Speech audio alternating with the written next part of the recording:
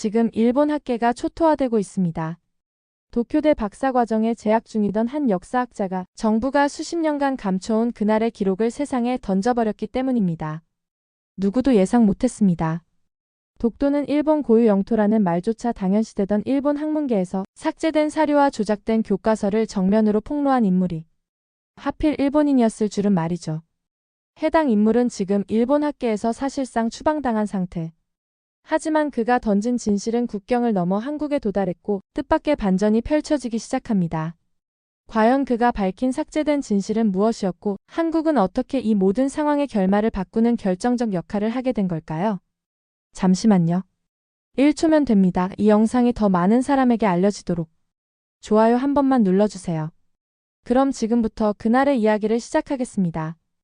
안녕하세요. 저는 나카무라 레이코입니다. 도쿄대학교 역사학과 박사과정 3년차로 독도, 아니 일본에선 다케시마라고 부르는 그 섬에 관한 역사적 사료를 연구하고 있습니다. 어릴 적부터 역사는 단순한 이야기가 아닌 진실을 담는 그릇이라 생각했죠. 하지만 지금 저는 그 진실이 얼마나 취약한지 직접 경험하고 있어요. 연구실 창문 너머로 보이는 도쿄의 밤하늘은 언제나처럼 흐릿합니다. 초여름 밤의 촉촉한 공기가 연구실 창문에 맺힌 물방울로 변해 있어요. 밤 10시가 넘었지만 저는 아직도 자료들 사이에 파묻혀 있습니다. 눈앞에 펼쳐진 것은 1877년 메이지 시대의 문서 태정관 지령이에요. 다케시마 외 일도는 일본과 관계없음을 알 수 있음. 이 문서는 메이지 정부가 독도가 일본 영토가 아니라고 명시한 공식 문서입니다. 손가락으로 글자를 따라가며 다시 한번 읽어봅니다. 제 논문의 핵심 근거 중 하나죠. 그 외에도 안용복 사건 관련 기록들, 샌프란시스코 조약에서 독도가 의도적으로 누락된 경위를 보여주는 자료들을 모았어요. 이런 문서들은 현재 일본 정부의 공식 입장과는 상충되는 내용이지만 역사적 진실을 담고 있다고 확신합니다. 커피잔을 들어 한 모금 마시려는데 문득 지도교수인 사토 교수님의 목소리가 들려왔습니다. 레이코 씨 아직도 있었군. 고개를 들어보니 사토 교수님이 연구실 문간에 서 계셨어요. 언제나처럼 깔끔한 정장 차림에 피곤한 표정이 역력했습니다. 네, 조금만 더 정리하고 가려고요. 사토 교수님은 천천히 제 책상으로 다가오셨어요. 제가 펼쳐둔 자료들을 흘끗 보더니 미간을 찌푸리셨습니다. 그 자료들로 논문을 쓰겠다는 건가? 네, 태정관 지령과 안용복 사건 자료들이 독도 영유권 문제의 중요한 사료라고 생각해요. 사토 교수님은 잠시 침묵하시더니 의자에 앉으셨습니다. 그리고는 조용히 말씀하셨어요. 레이코 씨, 자네가 하는 연구는 학문적으로는 흥미롭지만 요즘 교과서 검정 기준도 강화됐어. 문부과학성의 기준에 맞지 않는 내용은 점점 더 통과하기 어려워지고 있다네. 심장이 빠르게 뛰기 시작했습니다. 교수님의 말씀이 어떤 의미인지 알았기 때문이죠. 하지만 교수님, 학문은 진실을 말해야 하지 않나요? 이 자료들은 분명히 존재하는 사료들이고. 그래 맞아. 하지만 학문과 현실은 다르다네. 특히 영토 문제는. 교수님은 말을 멈추고 창밖을 바라보셨어요. 이건 단순한 역사적 사실이 아니라 현재 진행형인 국가 간 분쟁이야. 너처럼 중립적인 시각은 지금 위험해. 차가운 커피를 한 모금 더 마시며 생각했습니다. 위험하다는 말이 무엇을 의미하는지 너무나 명확했어요. 학자로서의 진실 추구와 일본인으로서의 정체성 사이에서 저는 어디에 서야 하는 걸까요? 교수님, 이 연구를 계속하면 제 박사 과정에 문제가 생길 수도 있나요? 사토 교수님은 자리에서 일어나시며 부드럽게 웃으셨습니다. 그 미소가 평소와 달리 차갑게 느껴졌어요. 그건 자네의 선택에 달렸지. 단지 모든 선택에는 결과가 따른다는 걸 알아두게. 교수님이 떠나고 나서도 저는 한동안 자리에서 일어날 수 없었습니다. 연구실 창문에 맺힌 물방울들이 서로 만나 하나의 큰 물줄기를 이루며 흘러내리는 모습이 보였어요. 이 흐르는 물처럼 역사적 진실도 누군가의 손에 의해 방향이 바뀔 수 있는 걸까요? 그날 밤 저는 결심했습니다. 어떤 일이 있어도 제가 발견한 사료들, 그 역사적 진실을 논문에 담겠다고요. 그것이 제가 역사학자로서 또 한 사람의 인간으로서 해야 할 일이라고 믿었으니까요. 이때까지만 해도 저는 몰랐습니다. 제 인생에 얼마나 큰 변화를 맞게 될지, 그리고 그 선택이 저를 어디로 이끌게 될지를요. 그로부터 3개월 후 저는 국제학술지에 제 논문이 게재되었다는 소식을 들었습니다. 학자로서의 첫 발걸음을 내딛는 순간이었죠. 설렘과 긴장으로 가득 찬 마음으로 학술지 웹사이트에 접속했어요. 논문 목록을 스크롤하며 제 이름을 찾았습니다. 하지만 제 이름이 보이지 않았어요. 혹시 아직 업데이트가 안 된 건가 싶어 다시 한번 확인했지만 여전히 제 이름은 찾을 수 없었습니다. 대신 제가 연구한 주제의 논문이 사토 교수님 단독 명의로 등록되어 있었어요. 손이 떨렸습니다. 호흡이 빨라졌고 심장이 귀에서 쿵쾅거렸어요. 황급히 논문 내용을 확인했습니다. 그리고 저는 충격에 휩싸였어요. 제가 쓴 논문이 아니었습니다. 아니, 제가 쓴 논문의 뼈대는 남아있었지만 내용은 완전히 달라져 있었어요. 제가 발견한 태정관 지령이나 안용복 사건 관련 자료들은 모두 삭제되었고 결론은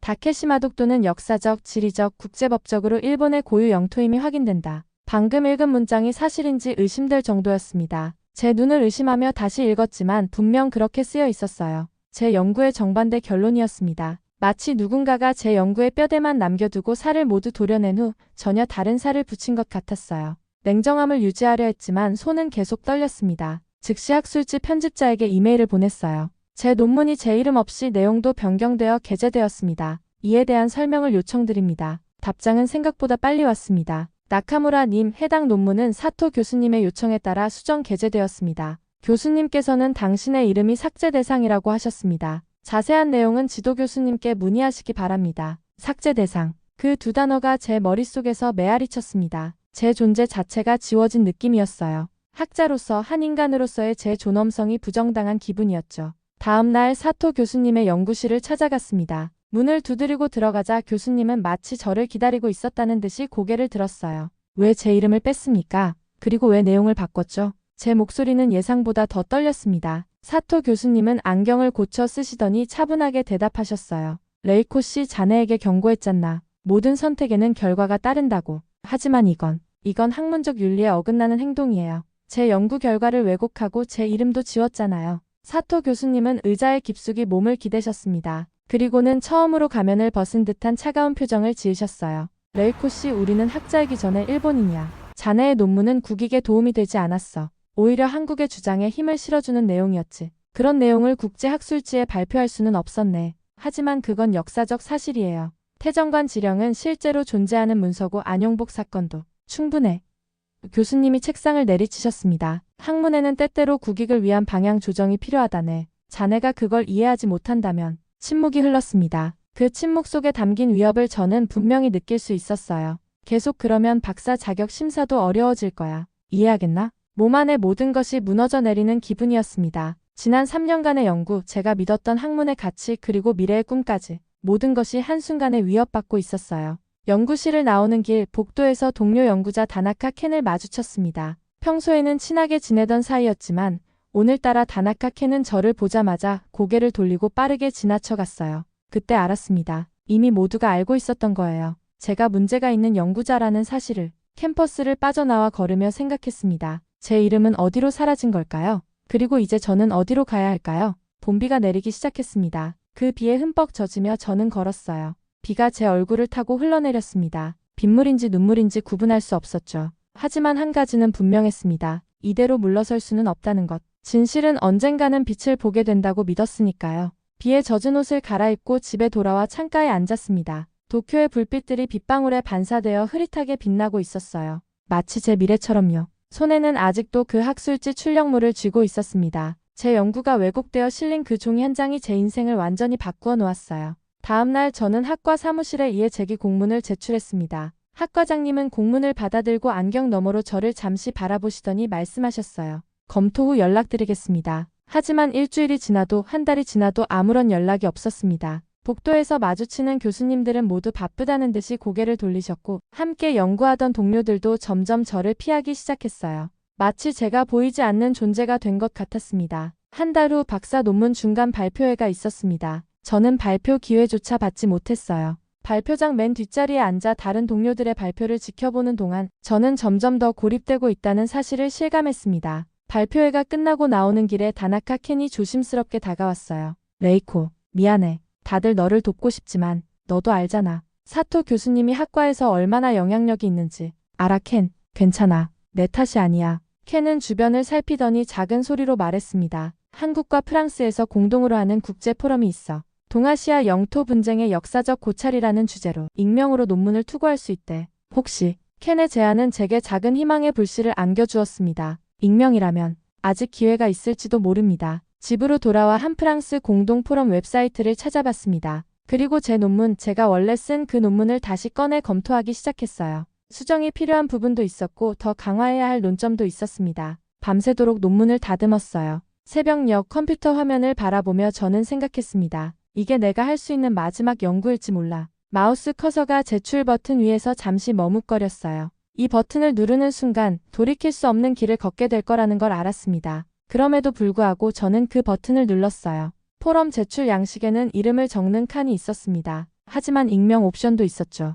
체크박스를 클릭하는 순간 묘한 해방감이 느껴졌어요. 제 이름이 아닌 제 연구 자체가 평가받을 기회였으니까요. 그날 이후 저는 마치 유령처럼 대학을 다녔습니다. 수업에 참석하고 도서관에서 연구하고 가끔 세미나에 참석했지만 누구도 저를 진짜로 보지 않았어요. 말을 걸어도 짧게 대답하고 자리를 피하는 사람들 사이에서 저는 점점 더 외로워졌습니다. 어느 날 연구실에서 짐을 정리하고 있을 때 사토 교수님이 들어오셨어요. 레이코 씨, 자네 박사 논문 주제를 변경하는 게 어떻겠나? 지금 주제는 조금 복잡해진 것 같아서. 머릿속에서 수많은 감정이 충돌했습니다. 분노, 슬픔, 배신감. 하지만 저는 차분하게 대답했어요. 교수님, 제가 왜 역사학을 공부하는지 아세요? 진실을 찾기 위해서예요. 만약 그 진실이 불편하다고 해서 외면한다면 우리는 역사학자라고 할 수 없잖아요. 사토 교수님의 표정이 굳어졌습니다. 이 나라는 진실을 말하면 무너지나요? 제가 물었습니다. 정말 그렇게 취약한가요? 교수님은 답하지 않았습니다. 다만 문을 나서며 한마디 던지셨어요. 자네가 선택한 길이니 끝까지 걸어보게. 그날 밤 혼자 남은 연구실에서 저는 창밖을 바라봤습니다. 도쿄의 밤하늘에는 별이 보이지 않았어요. 너무 많은 인공 불빛 때문이었겠죠. 문득 생각했습니다. 진실도 이런 건가요? 너무 많은 거짓 불빛에 가려 보이지 않게 되는 것. 하지만 저는 알고 있었습니다. 별은 그곳에 있다는 것을요. 비록 보이지 않더라도 언제나 그곳에 있다는 것을. 진실도 마찬가지일 거예요. 언젠가는 그 빛이 다시 보일 테니까요. 제 휴대폰이 울렸습니다. 캔이었어요. 레이코, 포럼에 제출했어? 응, 그랬어. 용기 있는 선택이야. 앞으로 어떻게 될지는 모르지만 응원할게. 전화를 끊고 나서 저는 생각했습니다. 비록 고립되어 있지만 아직 저를 믿어주는 사람이 있다는 사실이 큰 위안이 되었어요. 그리고 제 연구가 세상에 알려질 기회가 아직 남아있다는 희망, 그것만으로도 저는 앞으로 나아갈 수 있을 것 같았습니다. 하지만 이제 기다림이 시작되었습니다. 포럼에서 제 논문이 어떻게 평가받을지, 그리고 그 결과가 제 미래에 어떤 영향을 미칠지, 모든 것이 불확실했습니다. 그래도 저는 기다릴 수밖에 없었어요. 진실은 때로 오랜 시간이 지나야 빛을 본다고 하잖아요. 저는 그 시간을 견딜 준비가 되어 있었습니다. 포럼 제출 후 2달이 지났습니다. 그동안 저는 학교에서 점점 더 투명인간이 되어갔어요. 연구실에서 마주치는 사람들은 대부분 시선을 피했고 세미나에서도 제 질문은 번번이 무시되었습니다. 사토 교수님도 더 이상 저를 지도 학생으로 대하지 않으셨어요. 공식적으로 지도 관계가 끊어진 것은 아니었지만 모두가 그렇게 되리라 예상하고 있었죠. 그날도 평소와 다름없이 도서관에서 혼자 자료를 찾고 있었습니다. 누구도 제게 말을 걸지 않는 이 고요함에 이제는 거의 익숙해졌어요. 제 노트북에 포럼 웹사이트를 열어보았습니다. 여전히 제 논문에 대한 어떤 피드백도 없었어요. 아마도 읽히지 않았거나 읽혔더라도 주목받지 못했나 봅니다. 한숨을 내쉬며 노트북을 닫으려는 순간 이메일 알림이 울렸습니다. 포럼 웹사이트에서 온 메시지였어요. 귀하의 논문 태정관 지령을 중심으로 본 독도 영유권 문제의 역사적 고찰에 새로운 댓글이 달렸습니다. 심장이 빠르게 뛰기 시작했습니다. 누군가 제 논문을 읽었다는 말이에요. 급히 웹사이트로 들어가 댓글을 확인했습니다. 혹시 당신이 나카무라 레이코라면 전주에서 열린 역사 공동 수업에서 당신 논문을 읽었습니다. 당신은 혼자가 아니에요. 한국에도 일본에도 진실을 지키려는 사람들이 있어요. 댓글은 요시다 주니치라는 이름으로 달려 있었습니다. 일본 이름이었어요. 일본인이 제 논문을 본 것인가? 게다가 한국의 전주라는 곳에서 머릿속이 혼란스러웠습니다. 즉시 답글을 달았어요. 네, 저는 나카무라 레이코입니다. 제 논문을 어떻게 보셨나요? 그리고 전주에서는 무슨 일이? 보내기 버튼을 누르기 전에 잠시 망설였습니다. 이렇게 제 신원을 밝히는 것이 안전할까요? 하지만 이미 모든 것을 잃었는데 더 잃을 것이 있을까요? 결국 버튼을 눌렀습니다. 몇 시간 후 답글이 왔습니다. 레이코 씨, 반갑습니다. 저는 일본의 평화인권 교육을 하는 교사입니다. 매년 한국 전주의 근영중학교와 역사 공동 수업을 진행하고 있어요. 올해는 영토 분쟁에 관한 주제로 수업을 했는데 그때 우연히 포럼에서 당신의 논문을 발견했습니다. 학생들에게 당신의 연구를 소개했어요. 많은 학생들이 감동받았고 일본 학자 중에도 이런 분이 계시다는 사실에 놀라워했답니다. 믿기지 않았습니다. 제 연구가 학생들에게 소개되었다니요. 그것도 한국의 학생들에게. 눈가에 뜨거운 것이 맺혔습니다. 제 연구가 누군가에게 가치 있게 여겨졌다는 사실이 너무나 감격스러웠어요. 요시다 선생님과 계속해서 메시지를 주고받았습니다. 그분은 10년 넘게 한일 교육 교류를 해오셨다고 했어요. 특히 역사 문제에 관해서는 양국 학생들이 함께 배우고 토론하는 장을 만들어 왔다고 합니다. 일본에서는 어떤 상황인가요? 요시다 선생님이 물었습니다. 망설임 없이 모든 것을 털어놓았습니다. 사토 교수님의 압력, 논문 조작과 제 이름이 삭제된 일, 그리고 학과에서의 고립까지. 타인에게 이 이야기를 처음 하는 순간이었어요. 모니터 앞에서 글을 쓰는 내내 눈물이 흘러내렸습니다. 요시다 선생님의 답장이 왔습니다. 용기 내어 진실을 말한 당신에게 깊은 경의를 표합니다. 우리는 같은 일본인이지만 저는 당신 편입니다. 역사는 누군가의 소유물이 아니니까요. 그리고 덧붙이셨어요. 다음 달에 다시 전주를 방문할 예정입니다. 혹시 제가 당신의 이야기를 한국의 언론인 친구에게 전해도 될까요? 물론 당신의 허락 없이는 절대 하지 않겠습니다. 화면을 보며 깊은 숨을 들이마셨습니다. 이것은 단순한 학문적 논쟁을 넘어서는 결정이었어요. 제 인생이 완전히 달라질 수도 있는 선택이었죠. 하지만 이미 저는 돌아갈 수 없는 강을 건넌 상태였습니다. 네, 좋습니다. 제 이야기를 전해주세요. 이젠 숨길 것도 잃을 것도 없으니까요. 도서관을 나오며 하늘을 올려다봤습니다. 오랜만에 마음이 가벼워진 기분이었어요. 비록 일본 학계에서는 외면당했지만 어딘가에는 저의 목소리를 들어줄 사람들이 있다는 사실이 큰 위안이 되었습니다. 집으로 걸어가는 길 문득 생각했습니다. 전주라는 곳은 어떤 모습일까? 그곳의 학생들은 나를 어떻게 생각했을까?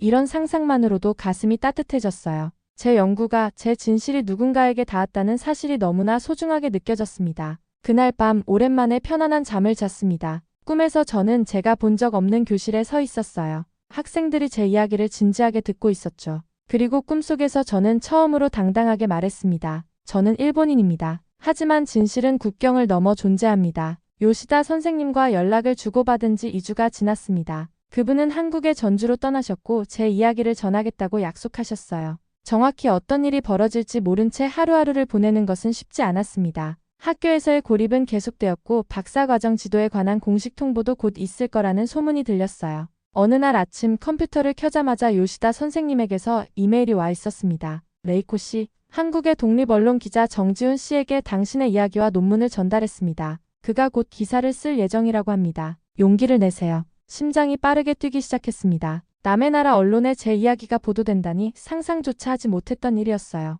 두려움과 기대가 교차했지만 이미 결정한 길이었습니다. 며칠 후 요시다 선생님으로부터 링크가 담긴 메시지가 왔습니다. 기사가 나왔습니다. 한국에서 큰 반향을 일으키고 있어요. 떨리는 손으로 링크를 클릭했습니다. 한국어로 된 기사였지만 번역 프로그램을 통해 읽을 수 있었어요. 일본 학자가 폭로한 교과서 검열 실태 독도는 일본 땅 기술 뒤에 숨겨진 삭제 사료들. 기사에는 제 이름이 명시되어 있었고 제가 경험한 학문적 검열과 논문 조작 사건이 상세히 설명되어 있었습니다. 태정관 지령과 안용복 사건 관련 사료들도 언급되었어요. 기사 말미에는 나카무라 레이코 박사 과정생의 용기 있는 고발이 양국의 역사 교육에 새로운 전환점이 되길 바란다는 문장도 있었습니다. 화면을 내리자 댓글이 수백 개 달려 있었어요. 대부분 한국어였지만 번역해보니 저를 응원하는 메시지가 많았습니다. 용기 있는 일본 학자를 지지합니다. 진실을 말한 당신은 진정한 학자입니다. 우리는 행동하는 민족입니다. 이 문제가 묻히지 않도록 하겠습니다. 마지막 댓글이 특히 눈에 띄었습니다. 행동하는 민족이라.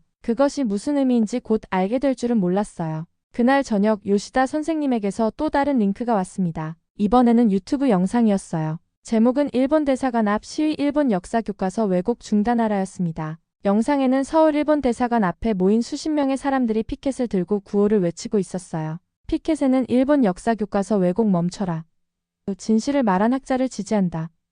나카무라 레이코의 용기에 박수를 같은 문구가 쓰여 있었습니다. 화면을 보는 내내 가슴이 뛰었습니다. 제 이름이 적힌 피켓을 들고 구호를 외치는 사람들. 저는 그들 중 누구도 만난 적이 없지만 그들은 저를 위해 목소리를 높이고 있었어요. 눈물이 볼을 타고 흘러내렸습니다. 내가 혼자가 아니었어. 텅 빈 아파트에 제 목소리가 메아리쳤습니다. 그동안 얼마나 외롭게 싸워왔는지, 얼마나 많은 밤을 홀로 괴로워했는지. 그런데 지금 멀리 한국에서는 제가 알지도 못하는 사람들이 제 편에 서 있었어요. 다음 날 사토 교수님에게서 전화가 왔습니다. 목소리가 평소와 달리 차갑고 날카로웠어요. 레이코 씨, 지금 무슨 짓을 한 건가? 한국 언론에 우리 학과 내부 문제를 누설했다고? 교수님, 저는 단지 진실을 말했을 뿐입니다. 제 논문이 조작되고 제 이름이 삭제된 사실을. 자네는 국익을 해쳤어. 앞으로 학과 운영위원회에서 자네의 박사과정 자격에 관한 심의가 있을 거야. 각오하게. 전화가 끊겼습니다. 이제 돌이킬 수 없는 상황이 되었다는 걸 알았어요. 하지만 이상하게도 마음은 평온했습니다. 더 이상 숨기고 두려워할 것이 없었으니까요. 그날 오후 요시다 선생님에게서 또 다른 메시지가 왔습니다. 한국 교사 노조에서 당신을 지지하는 성명을 발표했습니다. 그리고 전주 학생들이 당신에게 보내는 영상을 전해달라고 했어요. 첨부된 영상을 열었습니다. 교실에서 찍은 듯한 영상이었어요. 10대로 보이는 학생들이 카메라를 향해 손을 흔들고 있었습니다. 그중 한 학생이 말했어요. 나카무라 선생님, 저는 요시다 선생님 수업에서 선생님 논문을 읽었어요. 일본이 우리나라를 강제로 지배했던 걸 사과하는 일본인도 있다는 걸 처음 알았어요. 정말 감사합니다. 다른 학생도 이어서 말했습니다. 선생님 덕분에 모든 일본인이 같지 않다는 걸 알게 됐어요. 언젠가 선생님을 직접 만나고 싶어요. 눈물이 멈추지 않았습니다. 이 학생들이 제 논문을 읽었다니요. 제가 쓴 글이 이런 어린 학생들의 마음에도 닿았다는 사실이 너무나 감격스러웠어요. 학생들이 날 기억하고 있었구나. 화면 속 학생들은 제게 손을 흔들며 웃고 있었습니다. 그들의 미소에서 저는 희망을 보았어요.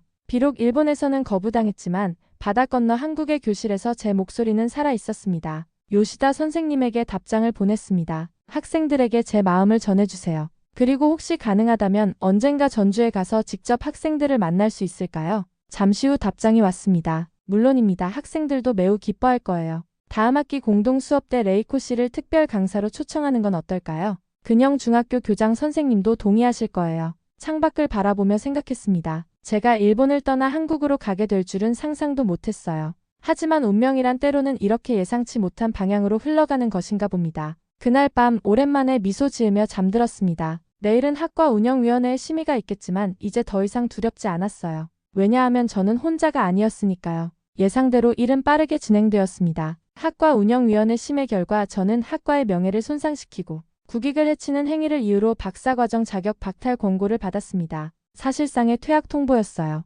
사토 교수님은 심의 과정에서 이렇게 말씀하셨다고 합니다. 국익을 해친 자의 말은 학문이 아니야. 우리 학과는 그런 사람을 길러낼 수 없네. 짐을 정리하는 동안 누군가 연구실 문을 노크했습니다. 켄이었어요. 그는 주변을 살피더니 조용히 들어와 문을 닫았습니다. 레이코, 정말 미안해. 도와주지 못해서. 괜찮아, 켄. 내 탓이 아니야. 켄은 잠시 머뭇거리더니 봉투 하나를 내밀었습니다. 이건 학과 동료들이 몰래 모은 거야. 많진 않지만. 봉투를 열어보니 현금과 짧은 메모가 들어 있었습니다. 진실의 편에 선 당신을 응원합니다. 익명의 동료들. 목이 메었습니다. 겉으로는 모두가 저를 피하는 것처럼 보였지만 실은 몰래 저를 지지하는 사람들도 있었던 거예요. 고마워 켄. 그리고 다른 사람들에게도 내 마음을 전해줘. 켄이 떠나고 저는 짐을 다 챙겨 연구실을 나왔습니다. 3년간 제 삶의 중심이었던 이곳을 떠나는 순간이었어요. 하지만 생각보다 후련한 기분이었습니다. 마치 무거운 짐을 내려놓은 것 같았어요. 집으로 돌아와 컴퓨터를 켜자 새로운 메시지들이 와 있었습니다.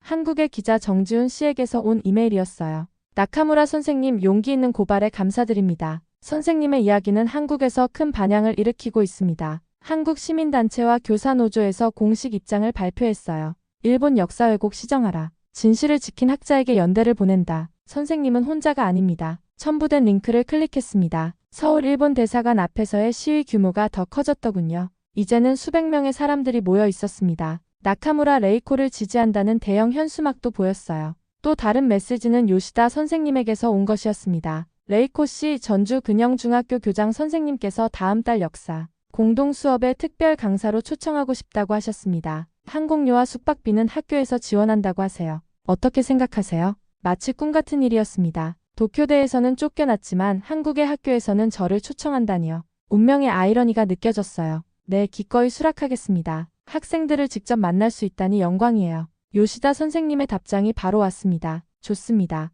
학생들이 정말 기뻐할 거예요. 그리고 레이코 씨에게 보여드리고 싶은 것이 있습니다. 첨부된 영상이 있었어요. 전주에서 진행된 공동 수업 영상이었습니다. 요시다 선생님이 학생들에게 제 논문을 설명하고 있었어요. 학생들은 진지하게 듣고 있었죠. 수업 후 인터뷰에서 한 학생이 말했습니다. 저는 그동안 일본인들이 모두 우리 역사를 왜곡한다고 생각했어요. 하지만 나카무라 선생님 같은 분이 계시다는 걸 알고 정말 놀랐어요. 모든 일본인이 같지 않다는 걸 배웠습니다. 눈물이 다시 흘러내렸습니다. 제가 그토록 외롭게 쌓아온 진실이 이렇게 어린 학생들의 마음에도 닿았다니요. 그리고 그것이 한국과 일본 사이의 이해를 조금이나마 넓히는데 기여했다는 사실이 너무나 감격스러웠어요.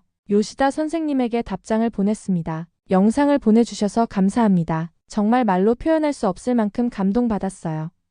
학생들이 날 기억하고 있었구나. 이런 기쁨은 처음입니다. 그날 밤 침대에 누워 창밖의 달을 바라보며 생각했습니다. 달은 일본에서도 한국에서도 똑같이 보이겠죠. 역사적 진실도 그래야 하는데 왜 그렇게 하기 어려운 걸까요? 한국 여행 준비를 시작했습니다. 여권을 꺼내보고 필요한 물건들을 리스트로 작성했어요. 그리고 무엇보다 학생들에게 들려줄 이야기를 정리했습니다. 어떤 말을 해야 할지, 어떻게 제 경험을 그들과 나눌지 잠들기 전까지 계속 생각했어요. 다음 날 아침 또 하나의 놀라운 소식이 기다리고 있었습니다. 일본의 한 소규모 독립 언론에서 제 이야기를 다룬 기사가 실렸어요. 제목은 진실을 말한 역사학자의 고발이었습니다. 비록 주류 언론은 아니었지만 일본 내에서도 제 목소리에 귀 기울이는 사람들이 있다는 사실이 위안이 되었어요.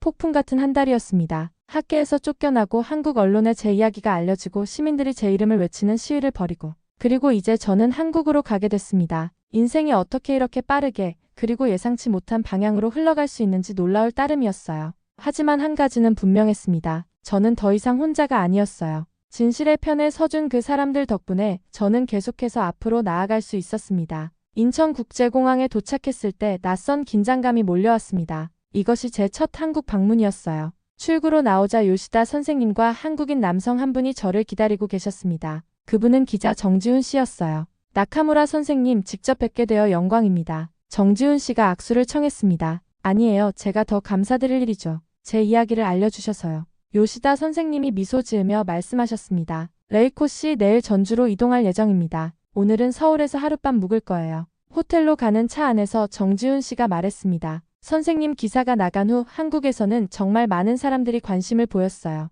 특히 학생들이요. 진짜 역사를 가르쳐주는 일본인 선생님이라고 부르더군요. 제 얼굴이 붉어졌습니다. 그런 호칭을 들을 자격이 있는지 모르겠다고 느꼈어요. 저는 그저 제가 알게 된 사실을 말했을 뿐인데요. 때로는 그게 가장 어려운 일이죠. 요시다 선생님이 조용히 말씀하셨습니다. 다음 날 우리는 기차를 타고 전주로 향했습니다. 창밖으로 한국의 시골 풍경이 펼쳐졌어요. 푸른 산과 들판, 그리고 곳곳에 보이는 마을들. 이런 평화로운 풍경 속에서 양국이 역사 문제로 갈등을 빚는 현실이 더욱 안타깝게 느껴졌습니다. 전주역에 도착하자 근영중학교 교장 선생님이 마중 나와 계셨어요. 반갑게 인사를 나누고 학교로 향했습니다. 나카무라 선생님, 우리 학생들이 정말 기대하고 있어요. 선생님 이야기를 들려주세요. 교장 선생님의 따뜻한 환영에 가슴이 뭉클했습니다. 일본에서는 학과에서 쫓겨났는데 한국에서는 이렇게 환대받다니. 감정이 복잡했어요. 근영중학교에 도착하자 학생들이 현관에서 기다리고 있었습니다. 그들은 일제히 인사했어요.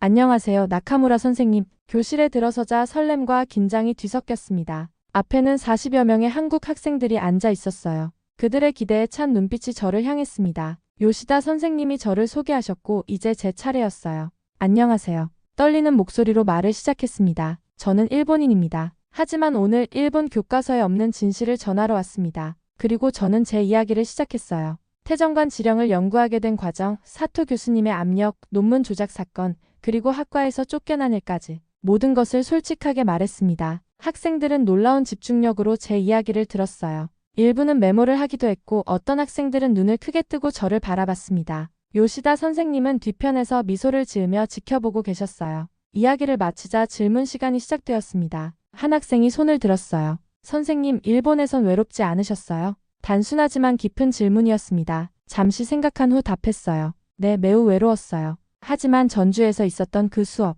요시다 선생님이 보여주신 영상에서 한 학생이 이런 일본인도 있다니 놀랍다고 했죠. 그 한마디가 지금까지 저를 지켜줬어요. 또 다른 학생이 질문했습니다. 선생님은 왜 그렇게 위험한 일을 하셨어요? 그냥 교수님 말씀대로 하시면 되잖아요. 잠시 침묵했습니다. 정말 좋은 질문이었어요. 왜 저는 그렇게 위험한 길을 택했을까요? 그건 거울을 볼 때마다 부끄럽지 않은 사람이 되고 싶었기 때문이에요. 역사학자로서 진실을 말하지 않는다면 제가 누구인지 모르겠다고 생각했어요. 그리고 잠시 말을 멈추고 교실을 둘러봤습니다. 여러분 같은 학생들이 올바른 역사를 배울 권리가 있다고 생각했어요. 수업이 끝나고 몇몇 학생들이 다가와 사인을 부탁했습니다. 한 학생은 제게 손편지를 건넸어요. 선생님, 용기를 내주셔서 감사합니다. 저도 나중에 선생님처럼 진실을 말하는 사람이 되고 싶어요. 그 순간 제 눈에서 눈물이 흘러내렸습니다. 이 어린 학생의 마음에 제 이야기가 이렇게 깊이 닿았다니. 이것이야말로 제가 그토록 원했던 교육자로서의 보람이었어요. 교장 선생님이 다가와 말씀하셨습니다. 나카무라 선생님, 정말 감사합니다. 우리 학생들에게 진정한 역사 교육이 무엇인지 보여주셨어요. 교실을 나오면서 요시다 선생님이 제 어깨를 토닥이셨습니다. 어땠어요, 레이코 씨? 첫 수업치고는 대단했어요. 미소를 지으며 대답했습니다. 이제야 진짜로 가르칠 수 있게 됐네요.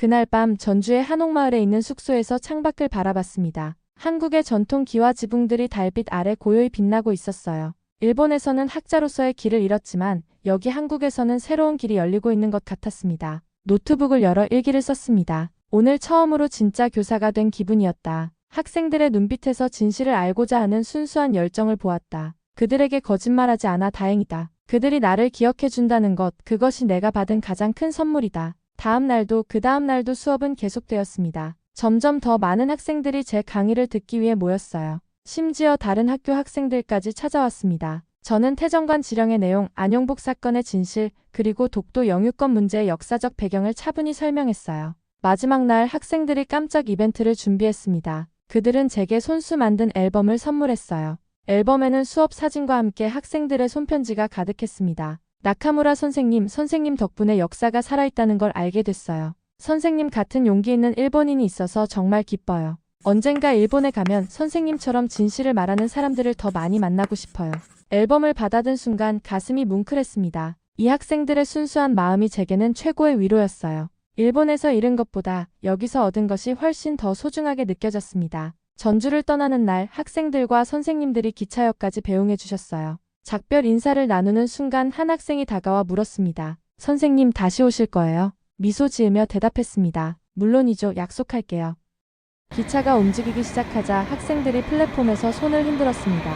그들의 미소를 보며 생각했어요. 이것이 진정한 교육이구나. 국경을 넘어 진실로 마음을 연결하는 것. 서울로 돌아오는 기차 안에서 요시다 선생님이 말씀하셨습니다. 레이코 씨 다음 학기에도 와주세요. 더 많은 학교에서 강연을 요청하고 있어요. 깜짝 놀라 물었습니다. 정말요? 그렇게 많은 학교에서요? 네, 레이코 씨의 이야기가 한국 교육계에 큰 영감을 주고 있어요. 진실을 말하는 용기, 그것이 학생들에게 가장 중요한 교육이니까요. 창밖을 바라보며 생각했습니다. 제 인생이 이렇게 바뀔 줄은 몰랐어요. 일본에서 학자로서의 길은 막혔지만 한국에서는 새로운 교육자로서의 길이 열렸습니다. 어쩌면 이것이 제가 진정으로 가야 할 길이었는지도 모르겠다고 느꼈어요. 전주에서의 경험은 제 인생의 전환점이 되었습니다. 일본으로 돌아온 후 학계에서는 여전히 고립된 상태였지만 마음은 이상하게도 평온했어요. 더 이상 두려울 것이 없었으니까요. 저는 작은 아파트에서 독립연구자로서의 새로운 삶을 시작했습니다. 일본 학계의 문은 닫혔지만 해외에서는 제 연구에 관심을 보이는 곳들이 생겨났어요. 특히 한국과 프랑스에서요. 어느 날 아침 한 통의 이메일이 왔습니다. 한국의 독립출판사에서 보낸 메시지였어요. 나카무라 선생님의 논문을 한국어로 번역 출간하고 싶습니다. 가능할까요? 메일을 읽는 순간 가슴이 벅차올랐습니다. 제 연구가 책으로 출간된다니. 그것도 한국에서요. 즉시 긍정적인 답장을 보냈습니다. 출판사와의 논의가 진행되는 동안 요시다 선생님에게서 또 다른 제안이 왔어요. 레이코 씨 다음 학기에는 서울, 부산, 광주의 학교들도 방문하면 어떨까요? 모두 선생님의 강연을 원하고 있어요. 이제 선택의 순간이었습니다. 일본에서의 불안정한 독립연구자의 삶을 계속할 것인가? 아니면 한국에서 새로운 길을 찾을 것인가? 깊이 생각한 끝에 저는 결정을 내렸어요. 네, 가겠습니다. 이번에는 더 오래 머물고 싶어요. 2달 후 저는 다시 한국행 비행기에 올랐습니다. 이번에는 3개월간의 긴 일정이었어요. 서울, 부산, 광주를 돌며 다양한 학교에서 강연할 예정이었습니다. 비행기 창밖을 내다보며 생각했습니다. 아래로는 동해가 펼쳐져 있었어요. 어쩌면 독도도 저 어딘가에 있겠죠. 그 작은 섬을 둘러싼 역사적 진실이 제 인생을 완전히 바꿔놓았다는 사실이 새삼 놀라웠습니다. 이젠 내 이름으로 누군가를 가르칠 수 있게 됐어. 그 생각만으로도 미소가 지어졌습니다. 비록 일본 학계에서는 제 이름이 지워졌지만 한국의 교실에서는 제 이름이 불리고 있었으니까요. 서울에 도착하자 정지훈 기자가 공항에서 저를 맞이했습니다. 그는 반갑게 말했어요. 나카무라 선생님, 좋은 소식이 있습니다. 선생님 책이 사전 예약만으로 5,000부가 팔렸대요. 놀라움을 감출 수 없었습니다. 제 연구가 그렇게 많은 사람들에게 읽히다니 꿈만 같았어요. 다음 날부터 강연이 시작되었습니다. 서울의 여러 학교를 방문하며 학생들에게 역사적 진실에 대해 이야기했어요. 학생들은 진지하게 듣고 열정적으로 질문했습니다. 그들의 맑은 눈빛에서 저는 희망을 보았어요. 한 학교에서는 학생이 이런 질문을 했습니다. 선생님, 역사는 왜 자꾸 바뀌나요? 진실은 하나인데. 잠시 생각한 후 대답했습니다. 역사는 바뀌지 않아요. 바뀌는 건 우리가 역사를 보는 방식이에요. 그리고 진실은 기억하는 사람이 이깁니다. 여러분이 진실을 기억해준다면 그 진실은 결코 사라지지 않을 거예요. 강연 일정이 절반쯤 지났을 때 놀라운 소식이 들려왔습니다. 일본의 몇몇 작은 학교에서도 제게 강연 요청이 왔다는 거예요. 요시다 선생님을 통해 전해 들은 소식이었습니다. 레이코 씨, 일본에서도 선생님의 이야기가 조금씩 퍼지고 있어요. 특히 젊은 교사들 사이에서요. 가슴이 벅차올랐습니다. 일본에서도 제 목소리를 듣고 싶어하는 사람들이 있다니. 그것은 제가 상상조차 하지 못했던 희망이었어요. 어느 날 저녁 부산의 한 카페에서 정지훈 기자와 차를 마시고 있을 때였습니다. 그가 갑자기 물었어요. 나카무라 선생님, 앞으로의 계획은 어떻게 되시나요? 일본으로 돌아가실 건가요? 잠시 생각한 후 대답했습니다. 아직 확실하지 않아요. 하지만 이제 제가 있어야 할 곳은 교실이라는 생각이 들어요. 국적이 중요한 게 아니라 진실을 전하는 일이 중요하다고 생각해요. 정지훈 씨가 미소 지으며 말했습니다. 선생님, 한국의 대학에서 강의하시는 건 어떨까요? 제가 아는 몇몇 교수님들이 관심을 보이고 계세요. 그 제안은 제게 새로운 가능성을 열어주었습니다. 한국의 대학에서 강의한다. 상상도 못했던 일이었어요. 하지만 이제는 그런 미래도 가능해 보였습니다. 3개월간의 일정을 마치고 다시 일본으로 돌아가는 비행기에 올랐습니다. 하지만 이번에는 완전히 다른 마음이었어요. 이제 저는 더 이상 실패한 학자가 아니었습니다. 저는 학생들에게 진실을 가르치는 교육자였어요. 그리고 그것이 제게는 훨씬 더 값진 일이었습니다. 일본에 도착해 집으로 돌아오는 택시 안에서 휴대폰이 울렸습니다. 한국의 출판사에서 온 메시지였어요. 나카무라 선생님, 선생님의 책이 베스트셀러에 올랐습니다. 2번째 책도 기획하고 싶은데 어떻게 생각하세요? 창밖을 바라보며 미소 지었습니다. 도쿄의 밤거리가 빠르게 스쳐 지나갔어요.